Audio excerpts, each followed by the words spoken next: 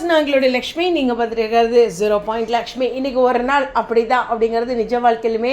ஏன்னா நாளைக்கு தேர்தல் இல்லையா? சரி, விஷயத்துக்கு வரலாம். நாளைக்கு ரொம்ப ரொம்ப முக்கியமான நாள். எல்லோரும் எலெக்ஷன் மறக்காமல் போடுங்க, ஓகேவா? பர்சன்டேஜ் அதிகமாக இருக்கணும் ஓட்டிங் போல். இன்றைக்கான காட்சிகளில் இன்றைக்கான நாள் சாமிக்கு விட்டுறலாம் அப்படின்னு தான் சொல்லுவேன். ஏன்னா காவேரியோட கோவம், அம்மா வந்து வீட்டை விட்டு போகிறது, விஜய் இனிமேல் எப்படி காவேரியை பார்ப்பாங்க அப்படிங்கிற பல கோணங்கள் மட்டும் இல்லாமல் குட்டி பாப்பாவுமே அந்த இடத்துல டவுன் ஆகிறா. அது அப்பா ஒரு ஹக் பண்ணுவாங்க பாருங்கள். ஐயோ, அந்த குழந்தைங்களுடைய நடிப்பு இருக்குதே அப்பா, அவ்வளோ ரியலிஸ்டிக்காக இருக்குது. பட் இது எல்லாத்தையுமே ஒரு பெரிய விவாத பொருளாக எடுத்துக்க வேண்டாம். ஏன்னா அம்மா மிஸ் ஆகிறாங்கன்னே காவேரி முதல்ல விஜய்க்கு தான் பண்ணுறாங்க. அவ்வளோதான். அதுக்கப்புறம் அவங்க சேர்ந்துறாங்க. ஒரு எபிசோட் தான் இல்லை ஒன்று. இன்றைக்கி ஸ்கூல் முடிச்சுட்டு வந்தோடனே இந்த விஷயம் நடக்க போகுது. அதனால் இன்றைக்கி ஒரு நாள் தான், அவ்வளோ போட்டு குழப்பிக்க வேண்டாம். ஸோ நம்மளும் இன்றைக்கி நம்மளோட ஓட்டிங்கை இங்கே பார்க்கலாம், ஓகேவா? அது ஒரு முக்கியமான விஷயம். அதை பற்றி நான் அடுத்த வீடியோவில் பேசுகிறேன். மற்றபடி பார்த்திங்கன்னா அந்த பையன் இருக்கார் இல்லையா, அதாவது ஒரு நாள் மாப்பிள்ள, அவர் அழகாக போட்டு கொடுத்துட்டு போயிட்டார்.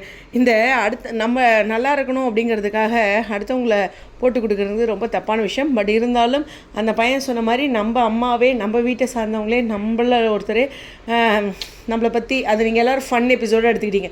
அது ஒரு விஷயம் தெரிய வரும்போது ரொம்ப ஹர்ட்டிங்காக இருக்குங்க. அந்த ஒரு வியூ தான் காவேரி டோட்டலாக சொன்னாங்க. காவேரிக்கு மறதியில் இருக்கும்போது இந்த ஒரு வியூ காவேரியோட பாயிண்ட் ஆஃப் வியூலேருந்து பார்க்கும்போது கோவமும் எரிச்சலும் வர செய்யும். யோசிச்சு பாருங்கள், நம்ம வீட்டில் நம்ம கத்தியிருக்கோமா இல்லையா? இந்த மாதிரி ஒரு விஷயம்லாம் நடக்கும்போது என்னம்மா நீ ஏன் இப்படி பேசிகிட்டு இருக்கா, போமா அப்படின்னு தான் நானே சொல்லுவேன். ஸோ அந்த ஒரு பாயிண்ட் தான்.